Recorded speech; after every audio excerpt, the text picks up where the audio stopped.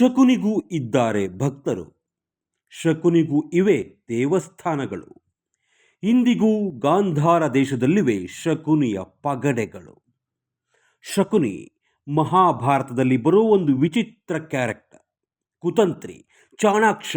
ಮಹಾಭಾರತದಲ್ಲಿ ಅತ್ಯಂತ ಬುದ್ಧಿವಂತ, ಚಾಣಾಕ್ಷ, ಸಕಲ ತಂತ್ರಗಳನ್ನು ಬಲ್ಲವನು ಅಂದರೆ ಶ್ರೀಕೃಷ್ಣ ಅಂತೀವಿ. ಶ್ರೀಕೃಷ್ಣನ ಬುದ್ಧಿವಂತಿಕೆಗೆ, ತಂತ್ರಗಾರಿಕೆಗೆ ಸರಿಸಮನಾಗಿ ನಿಲ್ಲಬಲ್ಲ ಕೌರವರ ಪಡೆಯಲ್ಲಿದ್ದ ಮಹಾನ್ ಬುದ್ಧಿವಂತ ಈ ಶಕುನಿ.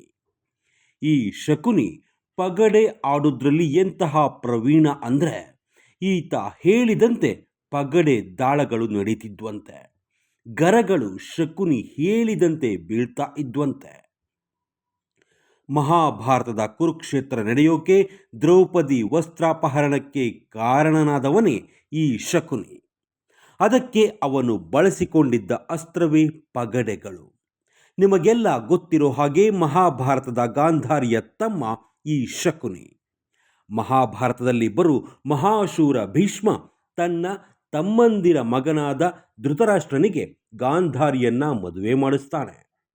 ಆದರೆ ಗಾಂಧಾರಿಗೆ ಮದುವೆ ಇಷ್ಟ ಇರಲ್ಲ. ಯಾಕಂದರೆ ಧೃತರಾಷ್ಟ್ರ ಕುರುಡ.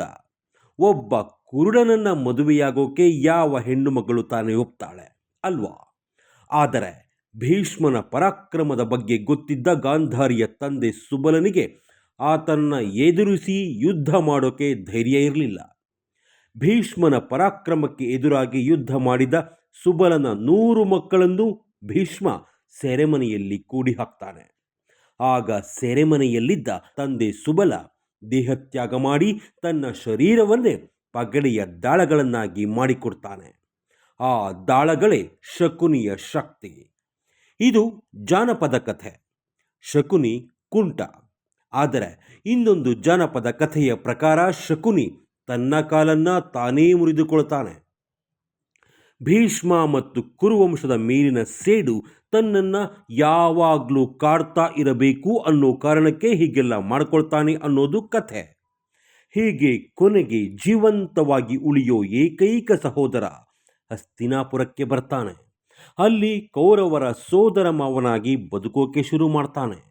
ಆದರೆ ಆತನ ಗುರಿ ಮಾತ್ರ ಕುರುವಂಶದ ನಾಶ. ಕುರುವಂಶದ ನಾಶಕ್ಕೆ ಪ್ರತಿಜ್ಞೆ ಮಾಡೋ ಶಕುನಿ ವೀರನೂ ಅಲ್ಲ, ಧೀರನೂ ಅಲ್ಲ, ಪರಾಕ್ರಮಶಾಲಿಯಂತೂ ಅಲ್ಲವೇ ಅಲ್ಲ. ಭೀಷ್ಮನ ಪರಾಕ್ರಮದ ಎದುರು ನಿಲ್ಲೋ ಶಕ್ತಿನೂ ಇರಲ್ಲ. ಅದಕ್ಕೆ ಧೃತರಾಷ್ಟ್ರ ಗಾಂಧಾರಿಯ ಮಕ್ಕಳನ್ನು ದುಷ್ಟ ಮಾರ್ಗದಲ್ಲಿ ಬೆಳೆಸೋ ಶಕುನಿ ಪಗಡೆಯಾಟದ ಮೂಲಕ ಪಾಂಡವರನ್ನು ಸೋಲಿಸ್ತಾನೆ. ಪಾಂಡವರ ದೊಡ್ಡಣ್ಣ ಧರ್ಮರಾಜನಿಗೆ ಪಗಡೆಯ ಹುಚ್ಚು. ಪಗಡೆ ಆಡೋಕೆ ಕರೆದರೆ ಸಾಕು ಓಡಿ ಹೋಗಿ ಆಡೋ ಚಟ. ಆದರೆ ಧರ್ಮರಾಯನಿಗೆ ಆಟವೇ ಗೊತ್ತಿರಲ್ಲ. ಅದಕ್ಕೆ ಧರ್ಮರಾಯ ರಾಜಧರ್ಮದ ಕಾರಣ ಕೊಡ್ತಾನೇ ಇರ್ತಾನೆ. ಧರ್ಮರಾಯ ಯುಧಿಷ್ಠಿರ ಜೂಜುಕೋರನಾಗಿದ್ದ. ಆ ಜೂಜುಕೋರತನವನ್ನೇ ಅಸ್ತ್ರ ಮಾಡಿಕೊಂಡ ಶಕುನಿ ಯುಧಿಷ್ಠಿರನನ್ನು ಸೋಲಿಸ್ತಾನೆ. ರಾಜ್ಯವನ್ನೆಲ್ಲ ಕಿತ್ತುಕೊಳ್ತಾನೆ. ದ್ರೌಪದಿ ವಸ್ತ್ರಾಪಹರಣಕ್ಕೂ ಕಾರಣ ಆಗ್ತಾನೆ. ಆದರೆ ಯಾವಾಗ ಕೃಷ್ಣ ಪರಮಾತ್ಮನ ದೆಸೆಯಿಂದ ದ್ರೌಪದಿಯ ಮಾನರಕ್ಷಣೆ ಆಗುತ್ತೋ ಆಗ ಧೃತರಾಷ್ಟ್ರ ಹೆದರ್ತಾನೆ. ರಾಜ್ಯವನ್ನೆಲ್ಲ ವಾಪಸ್ ಕೊಟ್ಟು ಕಳಿಸ್ತಾನೆ. ಮತ್ತೆ ಜೂಜಿಗೆ ಕೆಣಕೋ ಶಕುನಿ ಧರ್ಮರಾಯನನ್ನು ಮತ್ತೆ ಜೂಜಿಗೆ ಕರೀತಾನೆ. ಅಲ್ಲಿ ಮತ್ತೆ ಪಗಡೆ ಮೂಲಕ ಧರ್ಮರಾಯನನ್ನು ಸೋಲಿಸಿ ವನವಾಸ, ಅಜ್ಞಾತವಾಸಕ್ಕೆ ಕಳಿಸ್ತಾನೆ.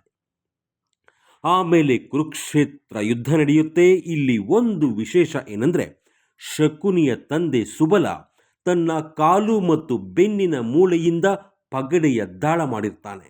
ಆ ದಾಳಗಳು ಎಂಥವು ಅಂದರೆ ಶಕುನಿಯ ಮಂತ್ರಜಾಲಗಳಾಗಿ ಬದಲಾಗಿರ್ತವೆ.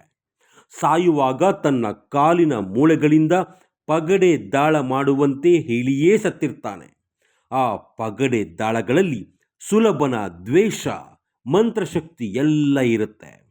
ಇನ್ನು ಕುರುಕ್ಷೇತ್ರದಲ್ಲಿ ಶಕುನಿಯನ್ನ ಕೊಲ್ಲೋದು ಸಹದೇವ. ಶಕುನಿಯ ಸಂಹಾರ ಆಗ್ತಿದ್ದಂತೆ ಶ್ರೀಕೃಷ್ಣ ಅಲರ್ಟ್ ಆಗ್ತಾನೆ. ಶಕುನಿಯ ದಾಳಗಳನ್ನೆಲ್ಲ ಸಮುದ್ರಕ್ಕೆ ಎಸೆದು ಬಿಡ್ತಾನೆ. ಯಾಕಂದರೆ ಶಕುನಿಯ ದಾಳಗಳಿಂದ ಆಗೋ ಅನಾಹುತ ಎಂಥದ್ದು ಅನ್ನೋದು ಶ್ರೀಕೃಷ್ಣನಿಗೆ ಗೊತ್ತಿರುತ್ತೆ. ಇದು ಒಂದು ಕಥೆ. ಇನ್ನೊಂದು ಕಥೆಯ ಪ್ರಕಾರ ಶ್ರೀಕೃಷ್ಣನೇ ಆ ದಾಳಗಳನ್ನೆಲ್ಲ ಸುಟ್ಟು ಬೂದಿ ಮಾಡ್ತಾನೆ. ಆ ಬೂದಿಯನ್ನು ಸಮುದ್ರಕ್ಕೆ ಎಸೆದಾಗ ಅದು ನೀರಿನ ಸಂಪರ್ಕಕ್ಕೆ ಬಂದು ದಾಳಗಳಾಗಿ ಮತ್ತೆ ಚೇಂಜ್ ಆಗ್ತವೆ. ಆ ದಾಳಗಳೇ ಈಗ ಕಲಿಯುಗದಲ್ಲಿ ಜೂಜು ಮತ್ತು ವಂಚನೆಯ ಸಂಕೇತವಾಗಿ ಮರುಜನ್ಮ ಪಡೆದವು ಅನ್ನೋದು ಇನ್ನೊಂದು ಕಥೆ.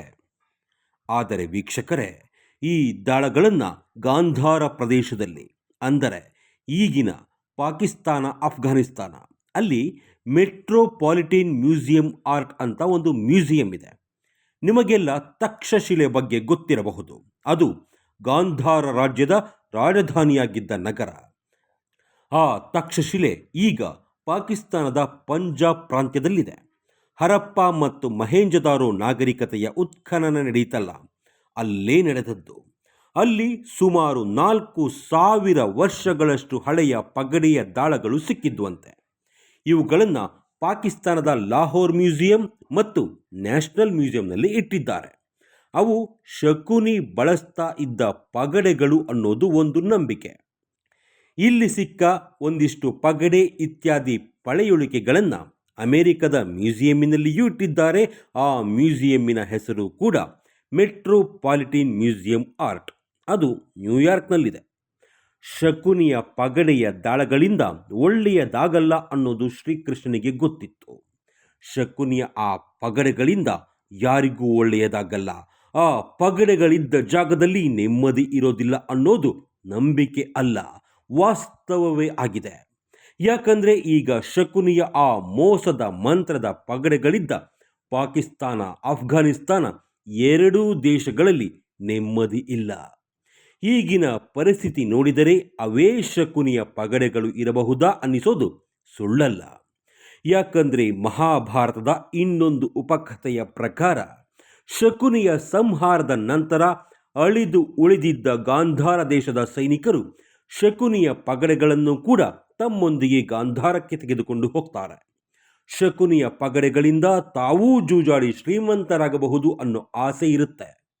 ಆದರೆ ಆ ಪಗಡೆಗಳು ಮರ ದಾರಗಳಿಂದ ಮಾಡಿದ ಪಗಡೆಗಳಲ್ಲ, ಸುಬಲನ ತಂದೆಯ ದೇಹದ ಮೂಳೆಗಳಿಂದ ಮಾಡಿದ್ದ ಪಗಡೆಗಳು. ಶಕುನಿಯ ಮಾತನ್ನಷ್ಟೇ ಕೇಳ್ತಾ ಇದ್ದ ಪಗಡೆಗಳು. ಸೈನಿಕರು ಹೇಳಿದ್ದ ಮಾತನ್ನ ಕೇಳಲೇ ಇಲ್ಲ. ಶಕುನಿಯ ಮರಣದ ನಂತರ ಶಕುನಿಯ ಪಗಡೆಗಳು ಕೂಡ ಮಣ್ಣಲ್ಲಿ ಮಣ್ಣಾಗಿ ಹೋದವು ಎನ್ನುತ್ತದೆ ಇನ್ನೊಂದು ಕಥೆ. ಬರೀ ಕಥೆ ನಂಬಿಕೆಗಳನ್ನಷ್ಟೇ ಹೇಳಿದ್ವಲ್ಲ, ಸೀರಿಯಸ್ ಸಂಶೋಧನೆ ಆಗಿಲ್ವಾ ಅನ್ನಬೇಡಿ, ಅದೂ ಆಗಿದೆ.